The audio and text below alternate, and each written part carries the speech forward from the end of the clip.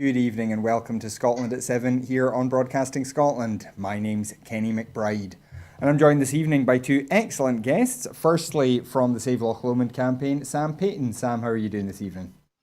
I'm doing great, Kenny. How are you? I'm not bad. And on the other side, from the SNP Socialist Group, we have Chris McCusker. Chris, how are you doing today? Good evening, Kenneth. How are we? I'm not bad at all.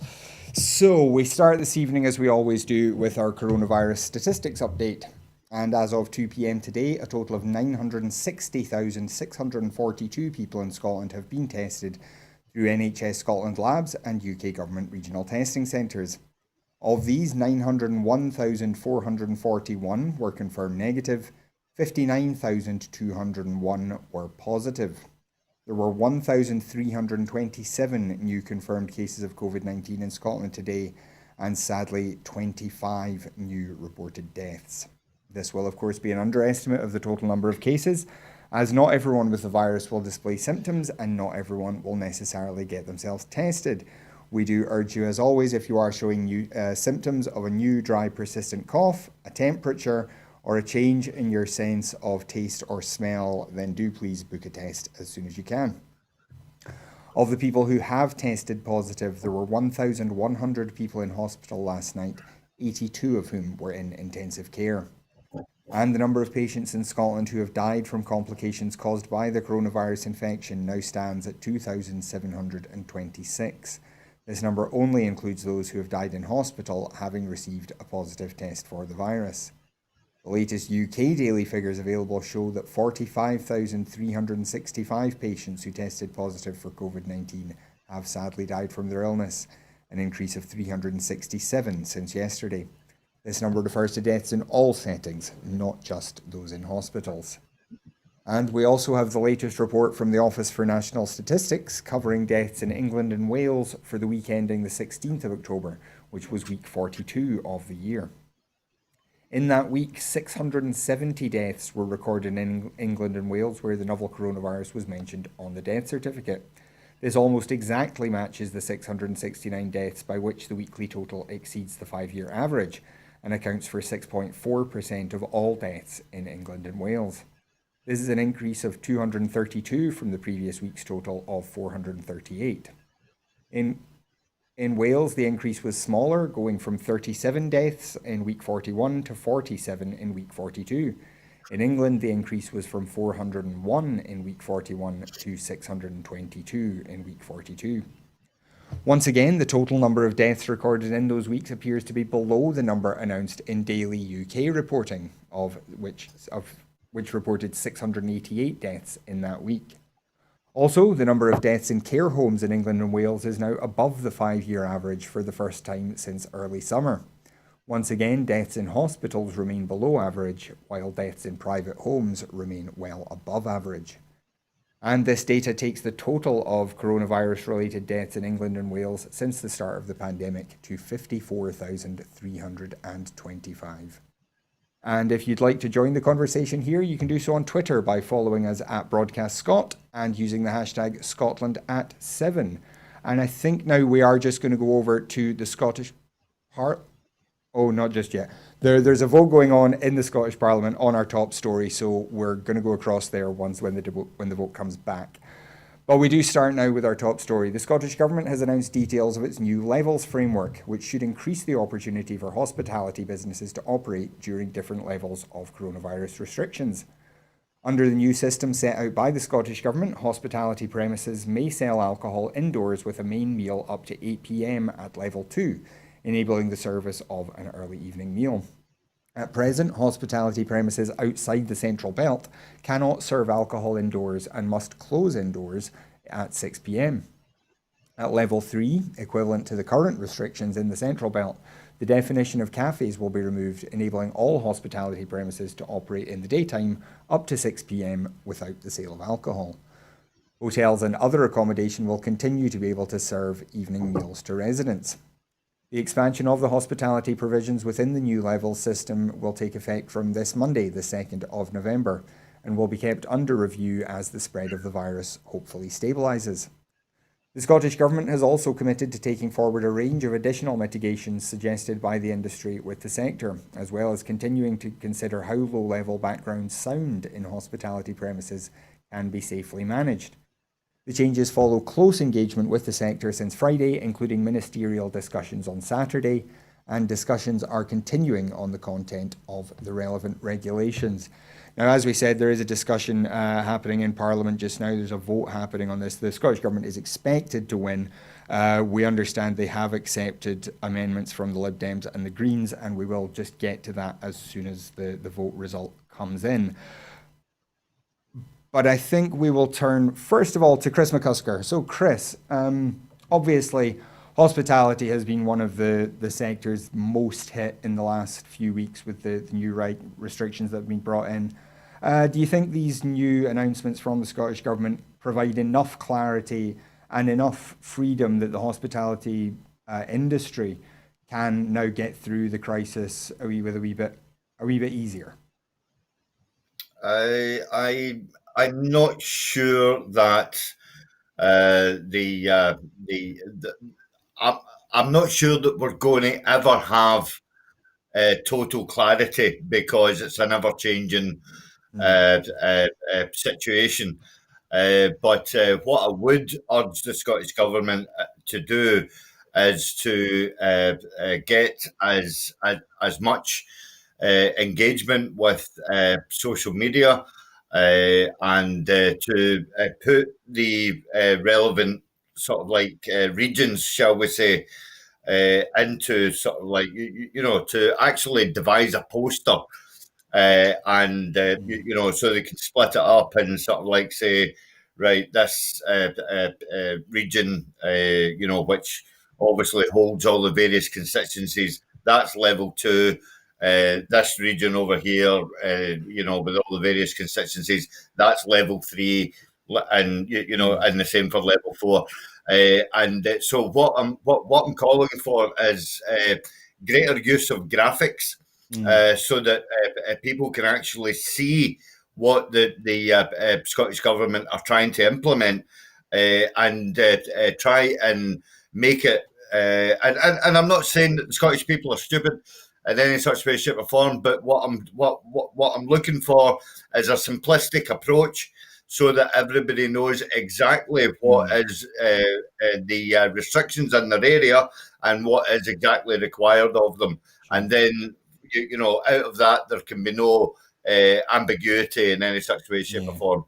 So, yeah, definitely, we have to make baby steps, and I welcome anything that the Scottish Government are going to propose in order to give some sustenance to the hospitality and tourism sectors, and because we do realise that there is not an infinite amount of money that's going to be winging its way up from Whitehall anytime soon, and Scotland doesn't have the powers to borrow in order to mitigate any of the restrictions that we have to impose because of the COVID pandemic.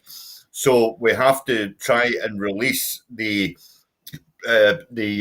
hospitality, leisure and tourism sector, as slowly as we can, bearing in mind the fact that these companies are heavily reliant on it in order to, A, survive, and B, be able to pay the staff wages and stuff like that, Yeah, well, Sam, coming to you on that, Chris does make a fair point that as the kind of complexity of this increases, it does become harder and harder to get the message out, doesn't it?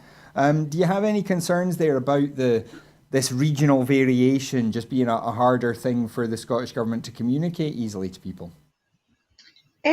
The end of the day, Kenny, it's not very difficult, where you live, and to know how the restrictions or the guidelines are going to affect you. But Chris is right, to make it as simplistic as possible, and then there is no confusion. But the thing is with the virus, because it's a new virus, it's not even probably just hitting round about a year old now.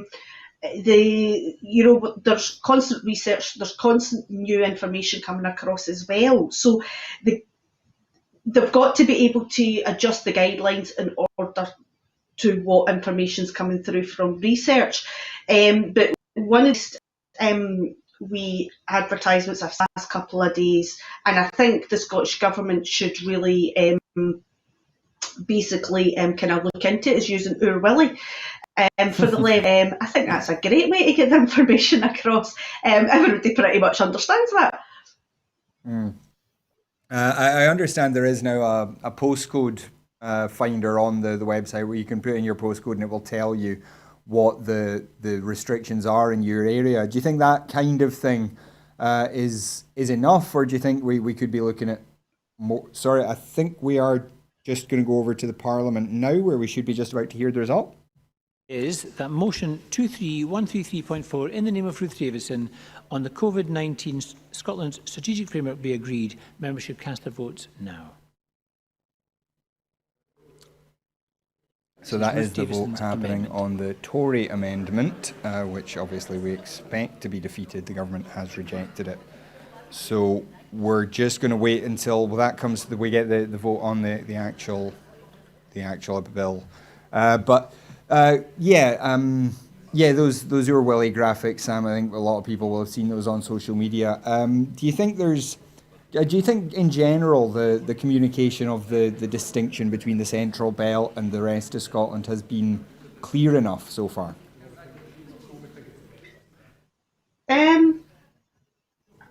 I think they have been. To be honest, I think they have been, Kenny. If you're listening to the briefings and things like that, it's very clear about, where people live and what the restrictions are. So far at the moment it's been going by Health Board, and we pretty much all know which Health Board we're under.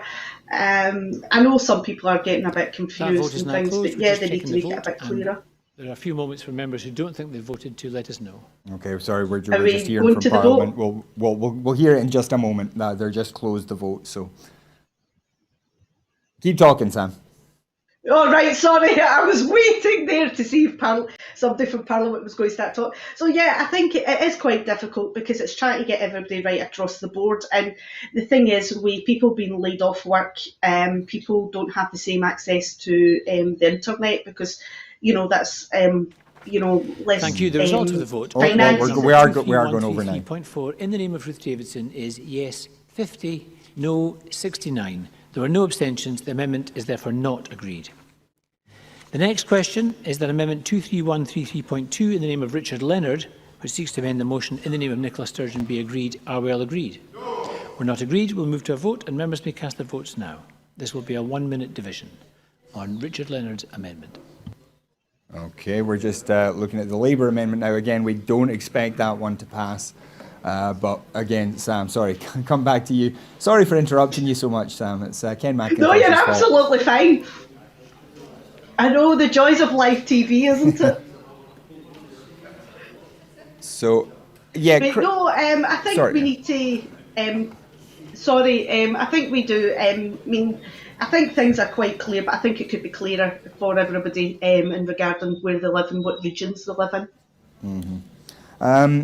And Chris, I mean, we've seen in the Parliament today a couple of different proposals put forward. The Tories were suggesting a couple of things. I mean, in fairness to Ruth Davidson, she wasn't completely unconstructive. She did seem to be trying to help the government do a better job. What do you think of the opposition leaders today in Parliament? Do you think they were broadly trying to be constructive? I think so. Without that obviously vote is closed. We'll just take a few moments for members who think they have not voted to let us know. Sorry, Chris, go on. Yeah, no, I obviously not trying to lavish any praise on Ruth Davidson or Richard Leonard, but I think it was a showing of conciliatory sort of like discussion. However, again, I recoiled a couple of times on the sofa when Thank you. The result of the vote on amendment number Sorry, but we'll just get this 23133.2 result in the now. name of Richard Leonard is yes 54, no 64. There was one abstention. The amendment is therefore not agreed. The next question is that amendment 23133.3 in the name of Alison Johnston, which seeks to amend the motion in the name of Nicola Sturgeon, be agreed. Are we all agreed? Yes. We are agreed. Okay, so that the next is question is the amendment amendment passed. 23133.1 in the name of Willie Rennie, which seeks to amend the motion in the name of Nicola Sturgeon, be agreed. Are we all agreed? Yes. We are agreed. And the Lib Dem And the final question is that also motion agreed with the 23133 government, in the name of Nicola Sturgeon on, as amended, on COVID-19 Scotland Strategic Framework be agreed. Are we all agreed? Yes. And we are agreed. And that concludes decision time. And that is the strategic framework agreed now with those Lib Dem and Green amendments attached. Chris, I would love to come to you for more on this, but with the time we've taken to go and listen to Ken McIntosh, we have slightly gone past schedule. So we'll come back. We can continue to talk about it as we go on, though. Our next story, the SNP has branded Douglas Ross a rank hypocrite after he claimed to support Marcus Rashford's free school meals campaign despite refusing to vote for it. Several of his Scottish Tory MP colleagues, theoretically acting under Ross's influence, voted down a motion in the House of Commons last week, which would have seen the footballer's plan enacted for children in England. Ross has claimed his position is plausible because of a hitherto unknown policy of Scottish Tories refusing to vote on England-only issues, which seems only to apply to Ross himself, not the Tory MPs under his leadership. SNP Deputy Westminster Leader Kirsten Oswald said, "As scandalous as the stance is, at least Boris Johnson has the courage to live up to the Tories' nasty party tag and admit he does not support Marcus Rashford's campaign. Shame on Douglas Ross for claiming to support this campaign while standing on the sidelines when thousands of children in England will go hungry this Christmas break under the watch of his party. He is a rank hypocrite." I imagine, Chris, you will want to praise Kirsten Oswald for the standing on the sidelines comment for Douglas Ross. But what do you make of the wider point? It is fairly astonishing, isn't it, that Douglas Ross managed to get a national newspaper column printed today lionising Marcus Rashford, saying how great he is and that the SNP should follow suit, when his own MPs, the MPs that he theoretically leads, voted against that plan just less than a week ago. Well, I obviously I completely agree with Kirsten, notwithstanding the fact that she is my MP and my friend. Look, make no mistake, anybody just, I'll use a bit of self-publicity here. Anybody who watches the show knows I'm Nicola's #1 comrade. And I have been championing this issue on my Twitter feed for the last week. I think it's absolutely deplorable for Douglas Ross to even try to qualify who is right and wrong in this argument. Bearing in mind the fact that we have to point out that the Scottish Government don't need excuse me, I'll rephrase that. The Scottish Government have no need for high-profile football players to petition the First Minister to do the right thing, because we already done it. And that's just out of, sheer social conscience that, seems to be bereft from the unionist parties. Again, there are a few dark angels in the Labour benches as well, who didn't actually support the Labour whip by actually alongside. So we have to ask, what are people's moral issues against feeding children? We have to again remember that this is the 20th century. This isn't the 19th century, nor the 18th century Dickensian era that the likes of Jacob Rees-Mogg would like to live in. And when it comes down to the fact that we are now talking about health issues such as scurvy and rickets coming back into our society because people cannot afford to feed their children.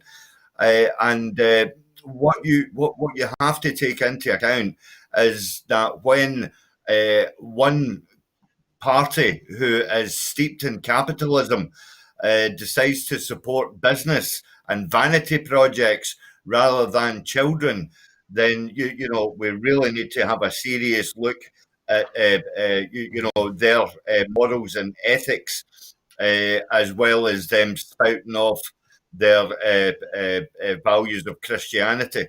Yeah. Sam, as Chris pointed out, the Scottish Government has already committed £10 million towards supporting children through the Christmas and the Easter holidays. This would of course have affected Scotland. This would have been more spending in England, which means Barnett consequentials for Scotland.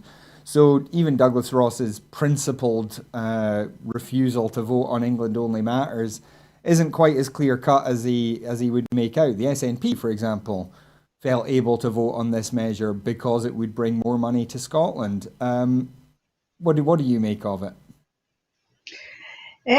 You're seriously asking me that, Kenny, on live TV. Basically, my view of Douglas Ross words don't even come into it. The man is an absolute joke. He's basically, whether it's England, Scotland, Ireland, Wales, or even any country abroad, he has allowed children to basically go unfed, and that is despicable in my book. The man needs a reality check and a kick up the backside, as far as I'm concerned, plus maybe a lot worse. I would like him to see him surviving and on basic minimum wage and being able to cope during a pandemic. But no, I think the man he has his own reasons to do that, which is none of us can understand. We can't even begin to understand what his reasoning is. And he is a coward. He's just a coward to make children, politicise children for his boss's gain is just disgusting. And then to try and throw it back. I mean, Scottish Government's done a great job in making sure the kids are going to be fed, and as Chris says, we don't need footballers or anything like that to be doing that. Scottish Government doesn't always get it right, but a lot of times they do listen to the public, and that's the main thing, and that's what we want up here in Scotland. But down in Westminster, unfortunately, it's been run by self-interest, egotistic narcissists. Well, on that note, we will move on. And a veteran Tory politician has warned Boris Johnson that his government must not ride roughshod over devolution by forcing the Internal Market Bill on Scotland. Lord Patrick Cormack, who served as a Tory MP for 4 decades, said he believed Scotland will almost certainly become independent due to the forces of English nationalism, which seem to be a little too predominant in my party. He also warned that putting the Good Friday Agreement at risk would be an act of supreme folly. His intervention comes after the General Teaching Council for Scotland warned that the bill will impose lower standards in teaching and threatens Scotland's unique education system. Now, Sam, I wanted to come to you on that last point first. This warning from the GTC that the Internal Market Bill would effectively force Scottish schools, Scottish education authorities, to apply the same regulations as England, where unqualified teachers can be employed, which would effectively take away the GTC's or the Scottish system that says that every teacher has to have a teaching qualification.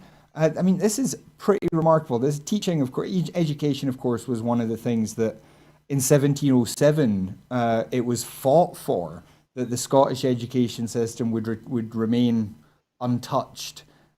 Because they felt it was so much better than the English system at the time. And now we're seeing even that aspect of the Act of Union unravelled by this internal market bill. I mean, this is a huge issue, isn't it? It sure is. It's again, oh crikey, I feel a rant coming on here, Kenny. I apologise. At the end of the day, it's all about taking control and undermining, and that starts with education, education and finances. If Scotland's education system has always been celebrated around the world, and this is a way to unravel that. If, as a mum, if that was to happen, when my wee one is still at school, I would be taking him out of school and I would be homeschooling him. Because one of the beauty of our education in Scotland is all the teachers need to have a education qualification, and so we can ensure the highest standard of education to our kids, and that's what we want. And at the end of the day, anything less than that is unacceptable in my book. And I would just take my wee one out of school and I would just be homeschooling them. I wouldn't be sending them to school.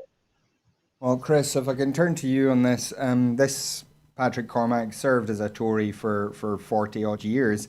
And even he is uncomfortable with the level of English nationalism in his own party. Do you think that's something that really has been just a change in the Tory party in recent years, or was this something that was always kind of lurking under the surface, do you think? I think you would need to reword that question again, Kenny, before I can qualify what you're asking. Well, do you think the emergence of English nationalism as a kind of guiding force for the Tories, is that something that really has only emerged in the kind of Brexit debate, or do you think it was something that was always there, kind of driving things underneath? No. This has always been prevalent within. I hate signing in the air, but it's always been prevalent in English politics. That the English view themselves as being superior to any other nation within the UK, and this exceptionalism that is being pursued by the Tory party has always been prevalent, especially in Tory politics. Not more so within the benches of Labour, because Labour at one point in time, and I can attest to this, being an ex-member, obviously, but Labour were about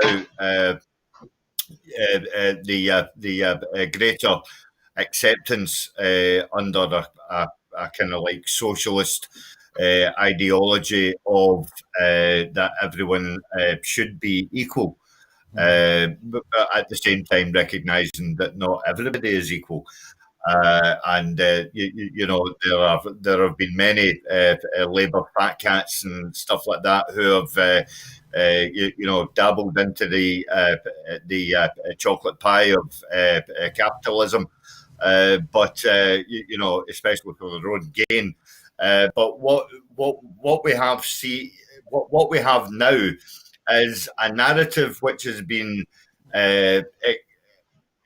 expunged by the likes of Jacob Rees-Mogg, Nigel Farage, you know, and some of the group members of the ERG, you know, who this is what they've done is actually quite incredible, because they have basically bought a donkey and have sold it to the British people as a stallion mare, which, you know, could be able to compete in the Derby Cup, if you want to take on that analogy.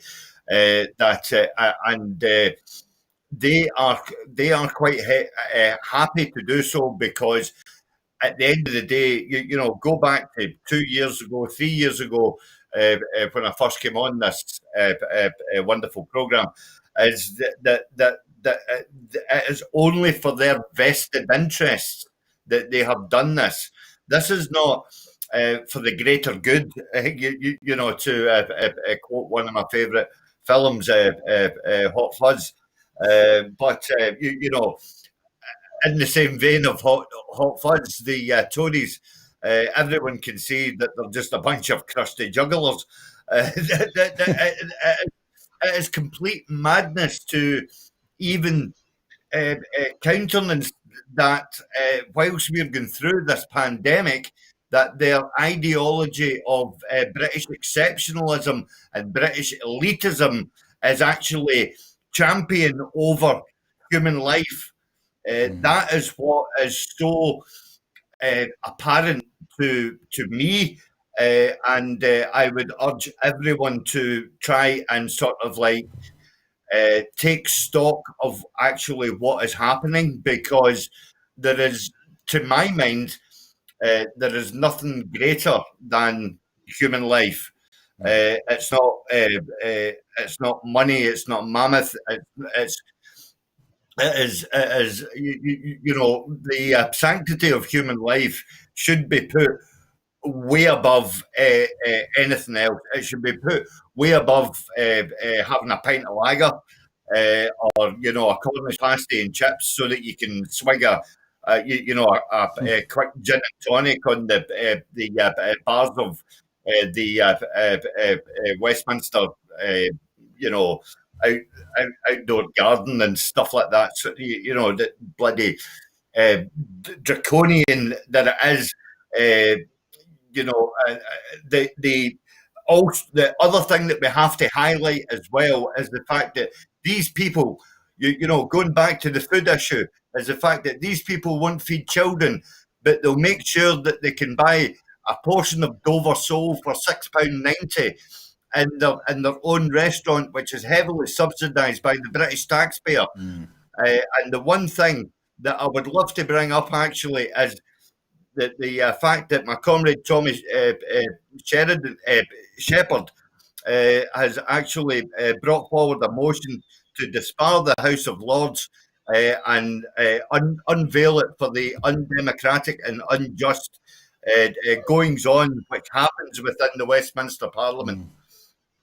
Well, Chris, it's always good to have a wee bit of your socialist ranting on the show, and that's what we have you here for. But we move on now, and the SNP has attacked the UK government's decision to allow the temporary suspension of VAT on personal protective equipment to expire, branding the decision utterly inexplicable. VAT on PPE was cut to 0% in May following a campaign by trade union groups and opposition parties, with the cut applying to items including face masks and aprons. The cut originally ran until August, but was then extended until October 31st.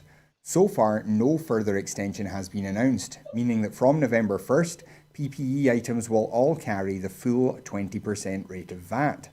The planned change will mean businesses, charities and individuals in Scotland now being forced to pay extra taxes when purchasing essential equipment to protect them from COVID-19.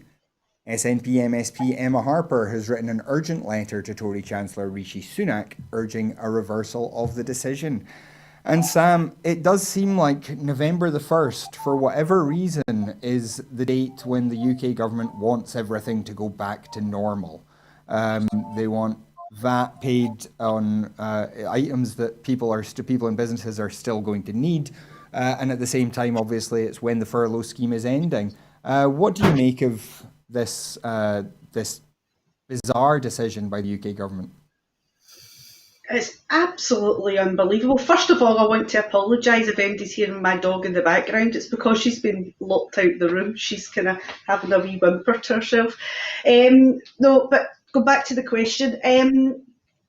It seems to be the November the 1st is D-Day.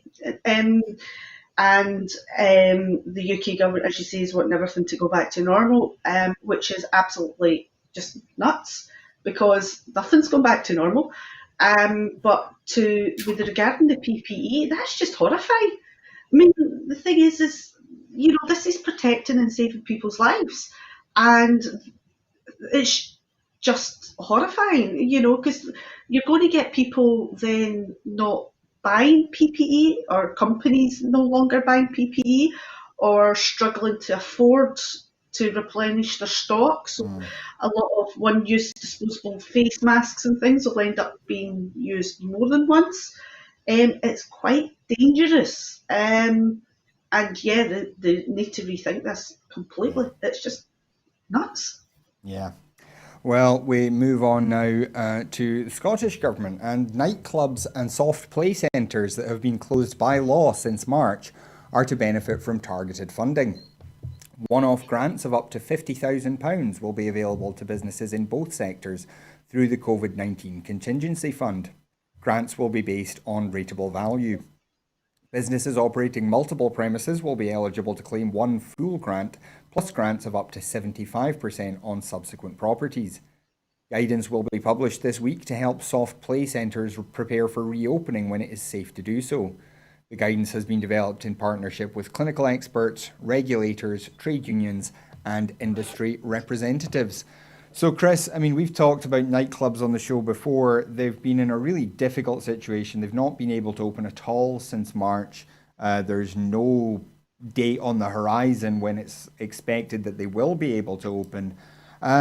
Do you think this is enough to help them get through this long crisis that they're facing? Well, before I answer you there, Kenny, I'll apologise to the viewers, some music in the background, but I was actually trying to research something on my tablet there because I thought it was very pertinent to the socialist rant that I was having earlier on.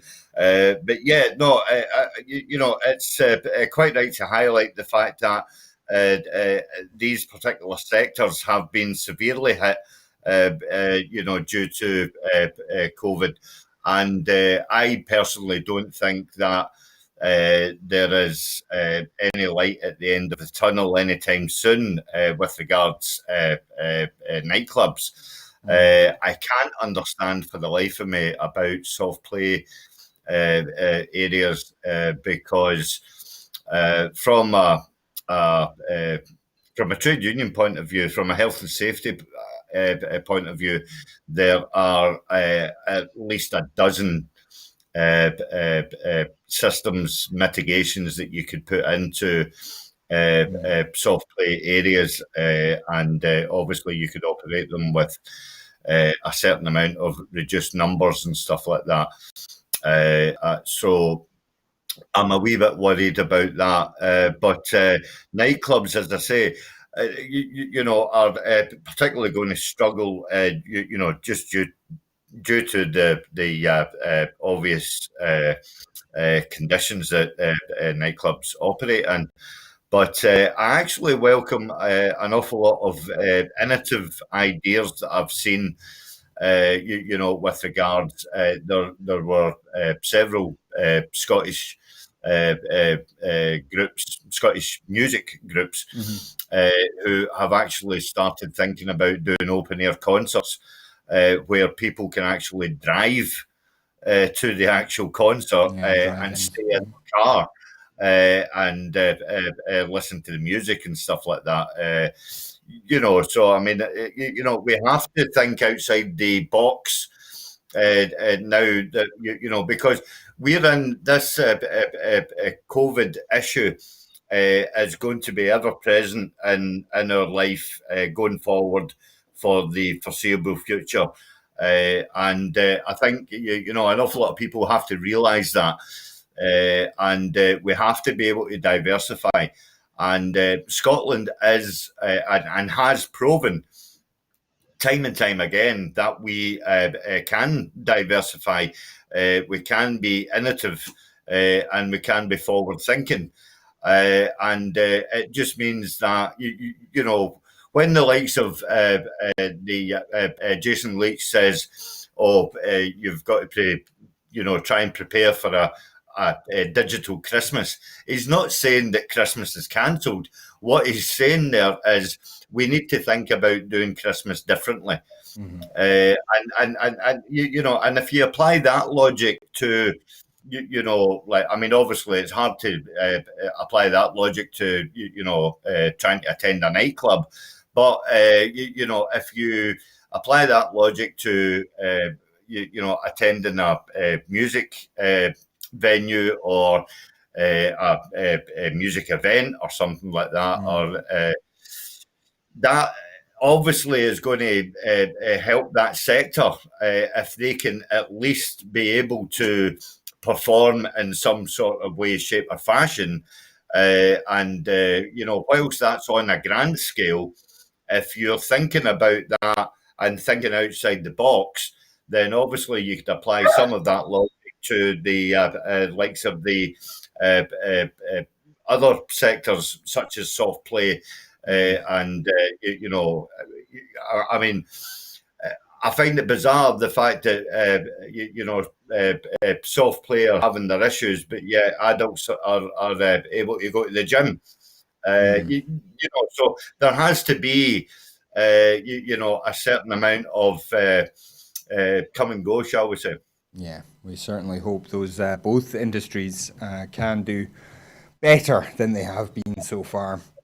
We move on now, though, and a new targeted inward investment plan has been launched that aims to further internationalise Scotland's economy.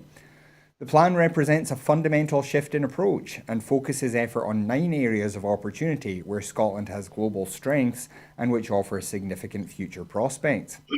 Independent research suggests that the sectors identified are also likely to be among the most resilient to the impact of coronavirus. They include energy transition, health technology, the space sector, and digital, financial and business services. Priority will be given to investors who can build local supply chains, provide new skills, and invest in research. There will be an emphasis on the creation of regional clusters to encourage the spread of investment across Scotland. The Scottish Government will focus resources on strategic investments, aiming ultimately to allocate up to £20 million a year. It is estimated the plan has the potential to increase GDP by £4.2 billion, boost exports by £2.1 billion over the next 2 decades, and add up to £680 million per year to government revenues. The revised approach also seeks to deliver 100,000 jobs over the next decade. So, Sam, in the middle of a pandemic, might not be the most obvious time to launch this kind of strategy. Do you think Ivan McKee is onto the right track with this idea? I don't know. I'm a bit unsure, because at the end of the day we are in the middle of a pandemic and we don't really know what's going to happen. I think it's one of those ones we're just going to have to wait and see. Because the thing is with any kind of forward planning at the moment, there's just so much uncertainty. Right across the board, right across the world. So I'm a wee bit unsure. I can't make up with my mind. I'm sitting on the fence with this one at the moment. So I don't know if it's a good idea to be pushing ahead, launching this, or would it be more sensible to wait another few months to see what's going to happen? In fairness, we do have a quote from Ivan McKee. He did say, "I'm acutely aware that I'm launching this plan at a time of huge uncertainty, with COVID-19 continuing to inflict economic harm. We also faced Brexit at the end of the year, and whether it's no deal or a bad deal, all the analysis shows that it will harm many key parts of Scotland's economy. Now more than ever, we need to have a plan in place for inward investment that targets effort and resource strategically to shape Scotland's economy for the future." So, does that reassure you at all? I'm going to say I don't know, because the thing is as well, we've got Brexit, and we obviously are trying to push ahead with independence. Without independence, any kind of working forward plan could be blown apart with the Westminster government. So I'm a wee bit, still on the fence. Still on the fence, Kenny. Fair enough. Well, we move on now, and Scotland's chief statistician today published Homicide in Scotland 2019 to 20. The publication provides information on crimes of homicide recorded by the police in 2019 and the first part of 2020. The main findings are that between 2018 and 2020, the number of homicide cases recorded by the police in Scotland increased by 3%, or 2 cases, from 62 to 64. This remains one of the lowest number of recorded homicide cases for a single year since 1976. The number of homicide cases in Scotland has remained relatively stable in recent years, with between 59 and 64 cases recorded each year since 2012-2013. And over the 10-year period from 2010-11 to 2019-20, the number of homicide cases in Scotland fell by 35%, from 98 to 64. In 2019-20, there were 64 victims of homicide recorded, 2% more than the 63 victims recorded in the previous year. Of the 64 victims, 70% were male. And in 2019-20, 76 people were accused of homicide, 92% of whom were male. And of the 64 cases of homicide recorded in 2019-20, 63 were solved and one is currently unsolved. Solved, just for reference, means that a suspect, somebody has been accused of the crime, doesn't necessarily reflect how their trial has gone.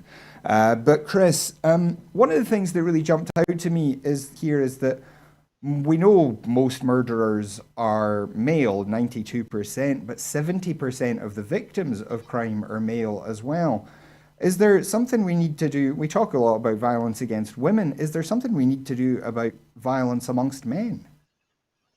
Well, it's definitely something that has to be highlighted, Kenny, because the normal narrative on in the mainstream media is and quite rightly, I have to point out the level of violence apportioned to women. But it's not often highlighted the fact that men are also victims of abuse, whether that be physical or mental. So there is always two sides to every story, and both should have equal recognition, because both are equally repugnant. Yeah. For anyone to suffer any kind of violence or abuse to even such a level that would require us to be talking about homicide. So I think that we should be welcoming the fact that figures are dropping, which is great. But by the same token, we should apportion equal parity to highlight the fact that both men and women are sufferers to this. Yeah. Anything that can be done to highlight the disapportioned percentages, Yeah. I should make clear, I'm not in any way trying to minimize violence against women. It is a different kind of crime. Just that maybe the young men amongst us should maybe try and find better ways to resolve conflict. I think that's something that we all can agree on. But we move on now. And the amount paid out in crisis grants to people in need increased by more than 3/4 in the early stages of lockdown, the latest figures show. The Scottish Welfare Fund awarded £5.2 million in crisis grants between April and June 2020, up 77% on the same period last year. The number of crisis grants rose by 63% over the quarter, peaking in April when twice as many were awarded as in April 2019. The most common reason given by applicants, covering 45% of cases, was that they had exhausted their usual income and benefits. And Sam, I mean, it's welcome news that the crisis grants are available to people, but it's a real worry that they've gone up so sharply during this pandemic, isn't it? That's not something that we can celebrate. It's not. It just goes to show you how much people were desperate at the beginning. right the way through the pandemic, how people are still, the word desperate is actually a wrong word, but struggling. You know, and I mean, I know of some people who could not even get through to the department in my local area for a crisis grant. The line was just constantly busy, and even trying to email people, you know, took a wee while. So it's not something to celebrate, but it certainly should give everybody food for thought in terms of, you know, a basic income, a universal basic income, to start with, and also as well, it should give the UK government food for thought on how they're dealing with this pandemic. Yeah, Chris, I mean, the gaps in benefit support already, the 5-week wait for universal credit and things, we already know that creates crises. The pandemic obviously has just made things an awful lot worse for an awful lot of people who were kind of on the tightrope already, hasn't it? Well, it was only the other night there, I believe, that Sam eloquently pointed out the fact that this week was actually the cut-off for people applying for working tax credit, and if they didn't apply for it this week, then they would get no money throughout Christmas. And again, it just highlights the inequality which is so prevalent within the British society, and it also highlights the fact that you won't be surprised to hear me champion the benefits of UBI. My comrade George Kervin, the convener of the Socialist Group, has done a tremendous amount of work alongside Roger Mullen in Momentous Change. This is so glaringly apparent that that the social security system, as we used to know it within the confines of the UK, is so broken that it can no longer be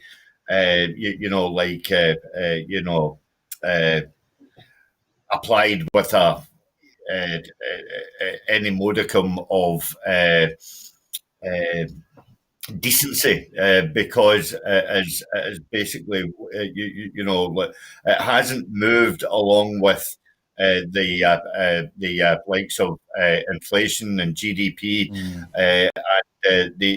Both governments have not radically reformed how the actual benefit system works, and what they've done is they have applied draconian measures in order to try and minimise the amount of benefit that people can get.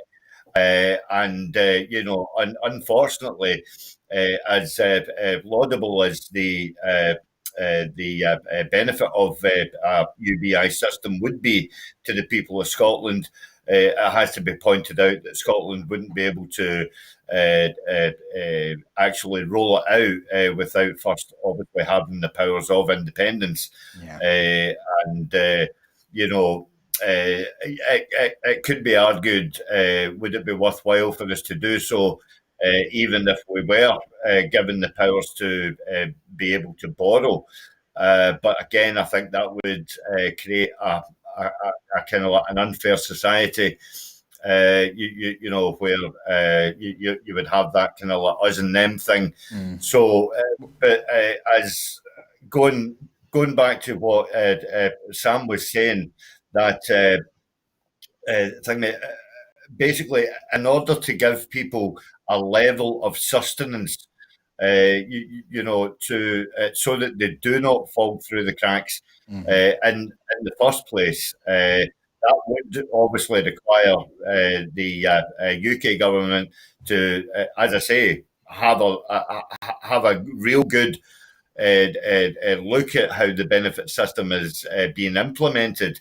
But again, I think they would just be wanting to put sticking plasters on something that has actually, been oozing and seeping for years. And stuff like Chris, we do come on now to a story from Social Security Scotland.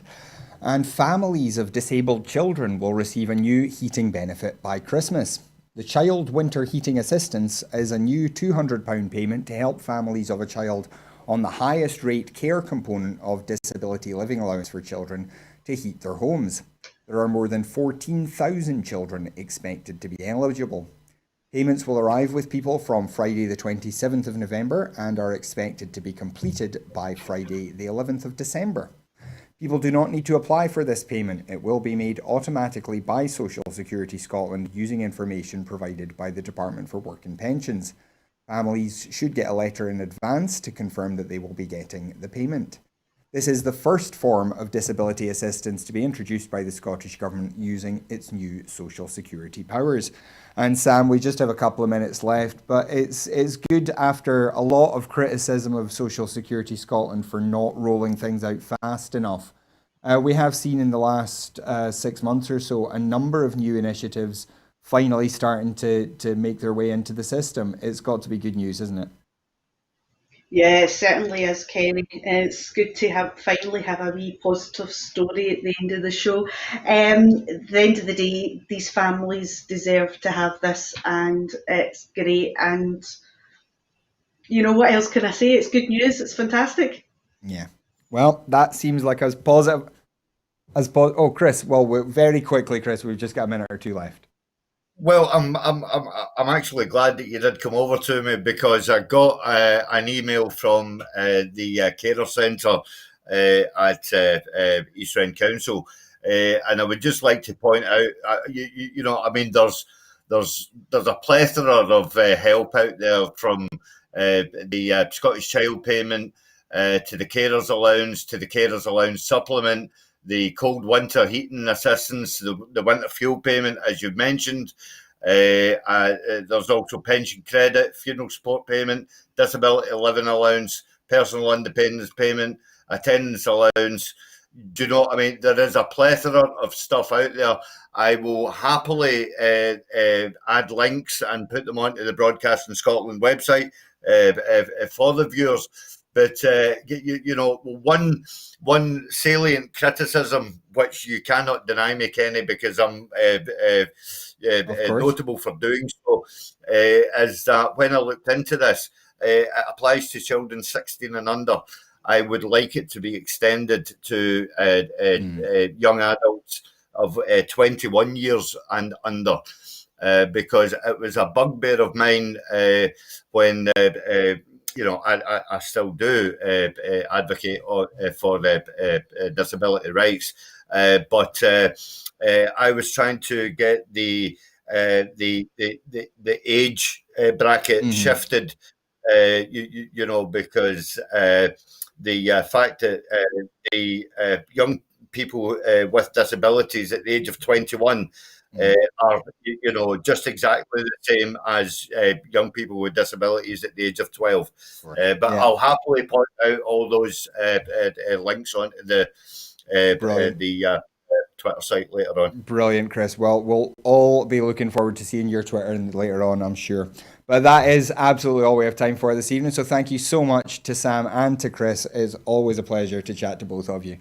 And thank you at home for joining us as well. The shows wouldn't be worth making if we didn't have you here. So thank you very much for being with us. We do have to ask, if you're able to support Broadcasting Scotland, then please do go to broadcastingscotland.scot/register. Sign up there as a supporter, and your £5 a month helps us to keep producing programmes here and to keep building a better broadcaster for Scotland.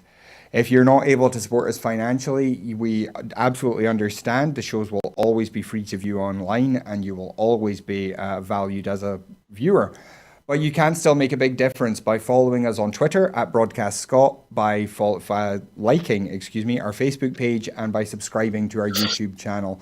All of these things help us with the algorithm, help us to get noticed. But what's even more important is that you then share the programmes around. Let people know why you support Broadcasting Scotland and encourage them to give us a try. That's the best way for us to build our audience. And finally, we are always looking for people to help out here at Broadcasting Scotland. There is a lot of work to be done in putting these shows together. and we would love to have a few more hands to help with that. So if you're interested in the technical side of broadcasting, whether with cameras or sound or whatever, whether you're interested in the journalism of writing the stories, finding the stories, and editing them for broadcast, or whether you're interested in taking the hot seat here from me and Gordon, then you are more than welcome to get in touch. Whatever experience level, whatever skills you already have, we would love to hear from you, and we will get you where you need to be a vital part of the machine. But that is absolutely all we have time for. So I will be back tomorrow night with another Scotland at 7. Until then, thank you once again to Sam Payton and to Chris McCusker. Thank you again for joining us, and have a great evening. Good night.